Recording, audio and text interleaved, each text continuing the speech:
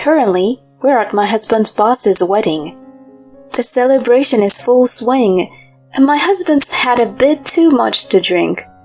When his boss mentioned his bride's homemaking skills, my husband said, "My wife can't cook, and she never cleans up." I couldn't believe he'd make fun of me like that, especially with me right there. I shot back, "Should you really be critiquing your wife's housekeeping skills when you're lying about business trips to stay at your mistress's place?" He looked totally shocked, and his boss just gave a confused, "Huh?" This is just the tip of the iceberg for my revenge. I'm Vicky, 32 years old. I'm a freelance certified public accountant and work remotely from home. My job as a CPA involves managing financial information, producing reports, and auditing. In simpler terms, I'm self-employed and provide financial services to my clients. I married my now husband, an office worker, 3 years ago after a friend introduced us. I was instantly attracted to his outgoing and friendly nature. It wasn't like me, but I went out of my way to get his attention. Fast forward, and 2 years ago, we welcomed our daughter, Amy, into our lives. While I'd love to say everything's been a fairy tale, since getting married, I've noticed Arthur tends to slack once he feels he's secured something. He does his job, pays his bills, and isn't aggressive or mean. But he doesn't lift a finger at home, dumping all domestic and childcare duties on me, claiming, "That's a woman's job, right? I'm working hard out there, so quit nagging." What century is he from? I'm not asking for him to take over everything, just some support when I'm swamped. He assumes my days are a breeze. He thinks I'm lounging around, working when I feel like it. He even once quipped about my setup. "It must be sweet staying at home all day. I've got piles of work, a boss to please, and clients to deal with. You wouldn't get it." Even though I'm at home, he expects me to handle all the chores. I fired back. "Hold on a sec. I am working from home. Juggling that with Amy is not easy." He responded, "Really? Looks to me like you're just goofing off on the computer. Wish I could work from home and take it easy without anyone seeing."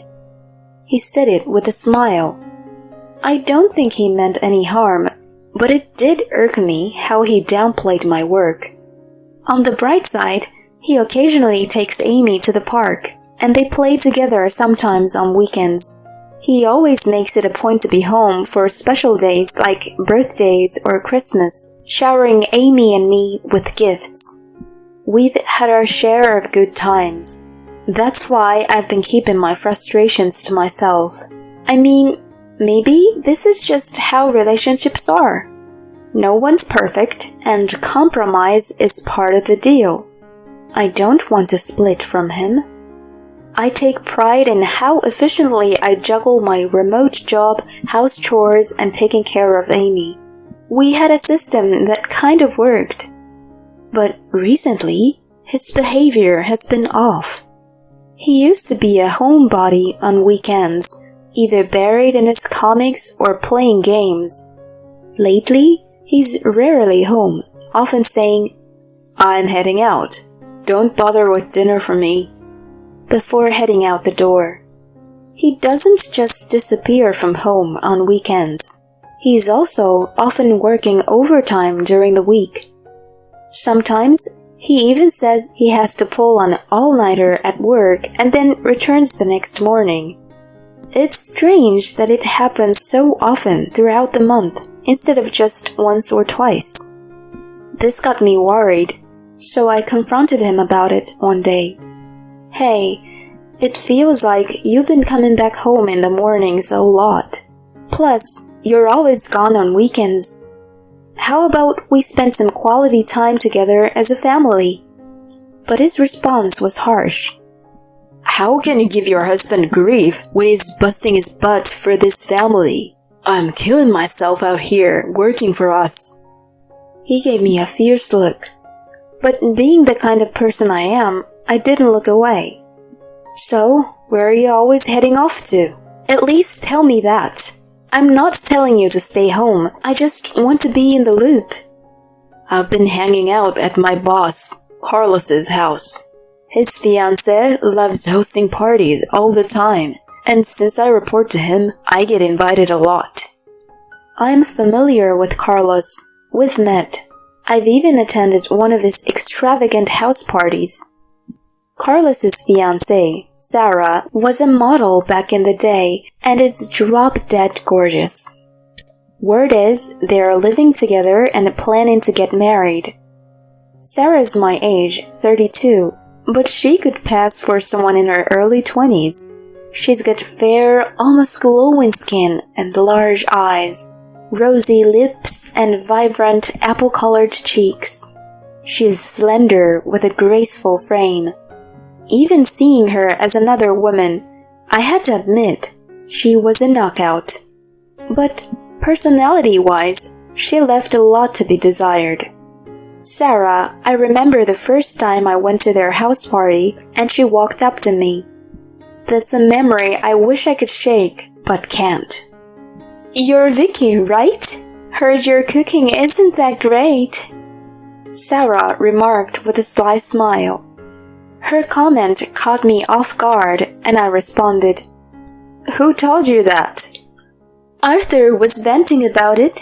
Said he dressed dinner time because of the bad food. Her words left me reeling. The idea of Arthur bad-mouthing me to others was inconceivable. She went on. It's okay, you know. Everyone's got something they're not great at. And just because you think your meals are tasty doesn't mean your husband agrees. Guess you have to step up your cooking game. On the face of it, you'd think she was trying to be supportive, but she had this laugh like she was getting a kick out of it. What a mean lady, I thought. Who directly shares a husband's gripes with his wife? Carlos really picked a winner with her.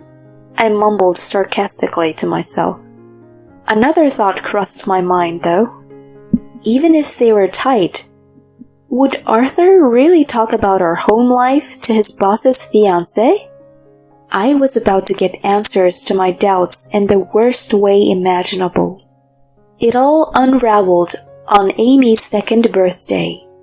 I was hustling to get the room ready and the cake set up. I decided to throw a birthday bash in our large living room to make it special.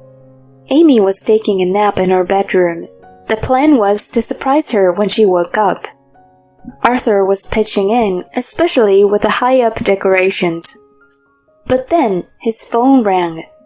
He glanced at the number and seemed to hesitate. Intrigued, I probed. What's up? If it's a call, just answer it here. No, it's work. I'd rather not mix business with family time. There might be sensitive info. With that, he exited the room. He was gone for a good half hour, deeply engrossed in his chat. When he finally came back, he looked really shaken. Out of nowhere, he raised his voice at me. I got called into work. I'm heading to the office now. Out of nowhere, I was caught off guard and tried to hold him back. Hold on, are you really going to work now? Today is Amy's birthday. He brushed past me, giving me a frustrated look. Get the picture. There are bigger things at play here. Don't hold me up. With that, he bolted out the door. I was stunned by his abrupt reaction. His words kept replaying in my mind. How could he downplay our precious Amy's birthday like that? Why would he be so thoughtless? He told me he took the day off for this. What work emergency could be more pressing than Amy's day? I decided to peek in on the sleeping girl. She looked so serene. It would break her heart to learn her dad missed her birthday when she wakes up. Not knowing how to process everything, my mind was spinning. But then it hit me. I checked something in the kids' room and was horrified by my find. Anger welled up inside me. Aha! So that's what's been happening. That's the real reason he dashed out. I won't forgive him for this. The next day, Arthur came home like nothing happened. Flashing a grin, he said, "Sorry about yesterday." I replied with a smile, "It's all right."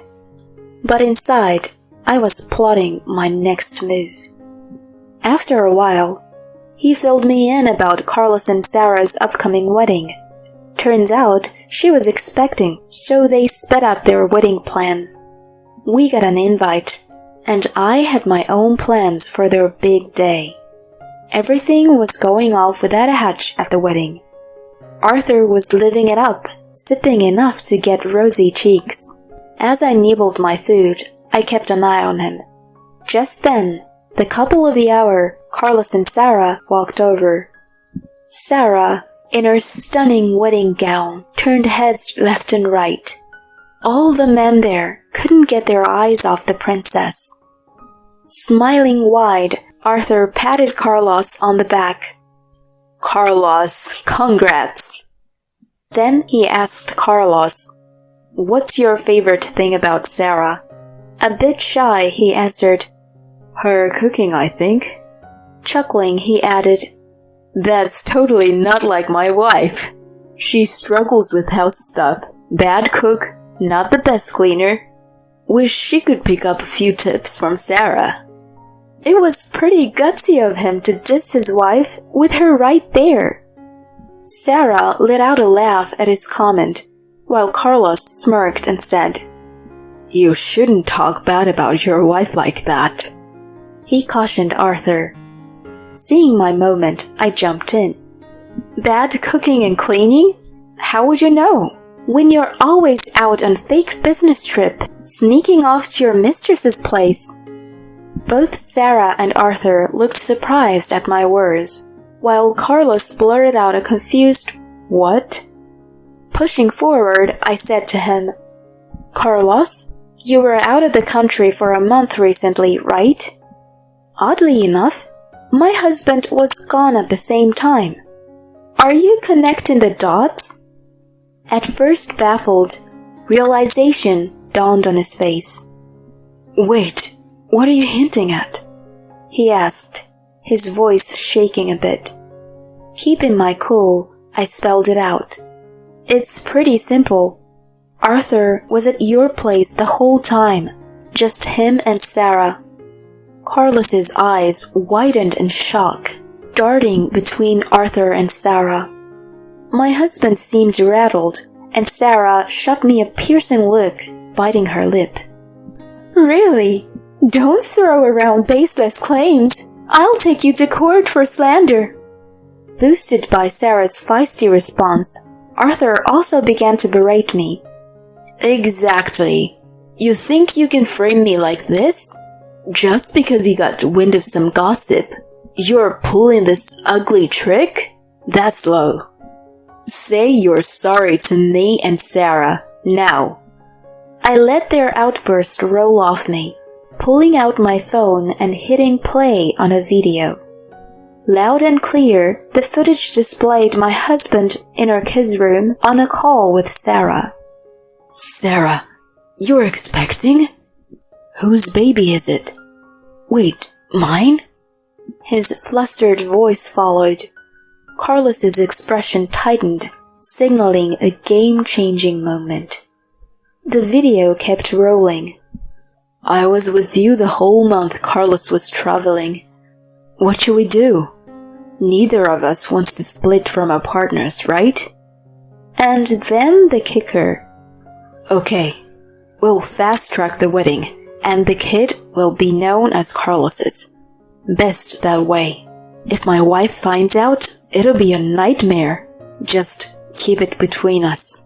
We gotta figure out as soon as possible." The clip wrapped up. Since I played it so loudly, Everyone around us was all ears, setting a scene abuzz. A nanny cam in the little one's room had caught the whole thing. I got it because our toddler, Amy, is a little firecracker and prone to getting into mischief. I kept quiet about the camera, anticipating Arthur would grumble, going, "Total waste of cash. We don't need it."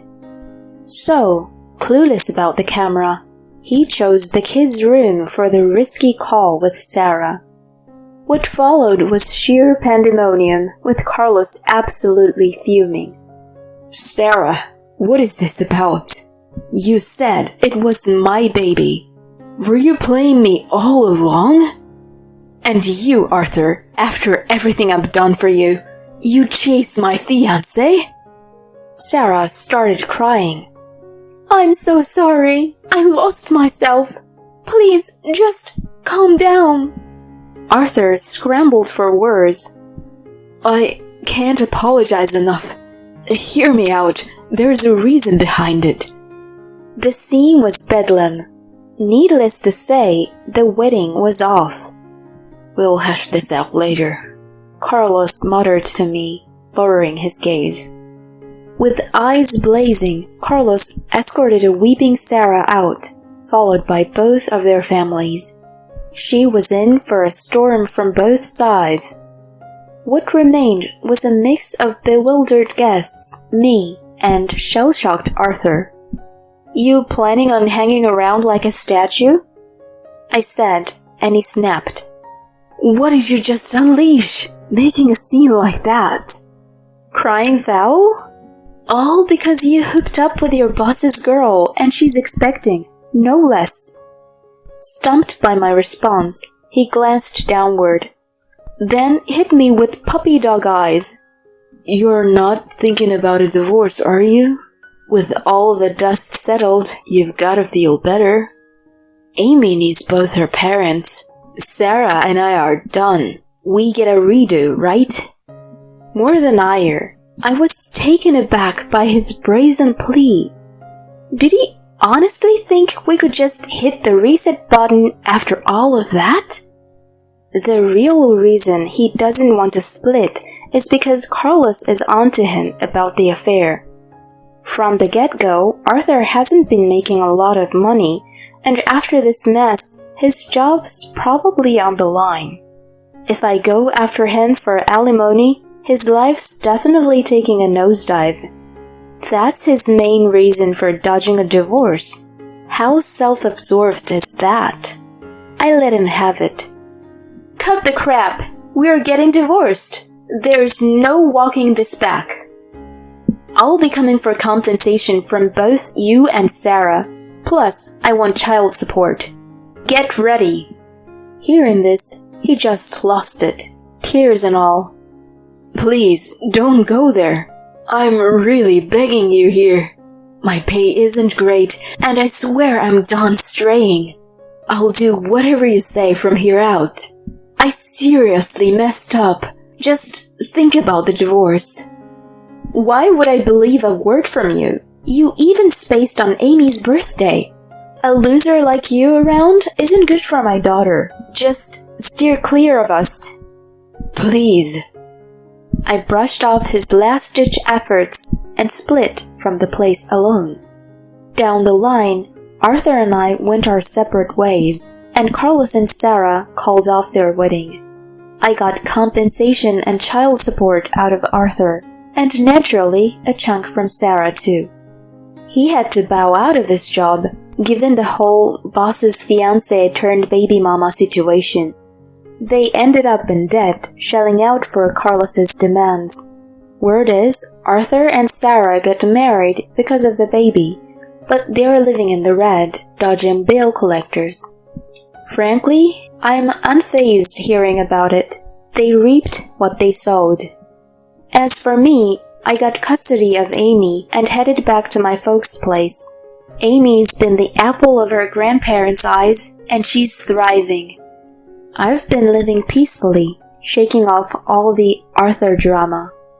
Going it alone with Amy, I'm all about keeping it positive.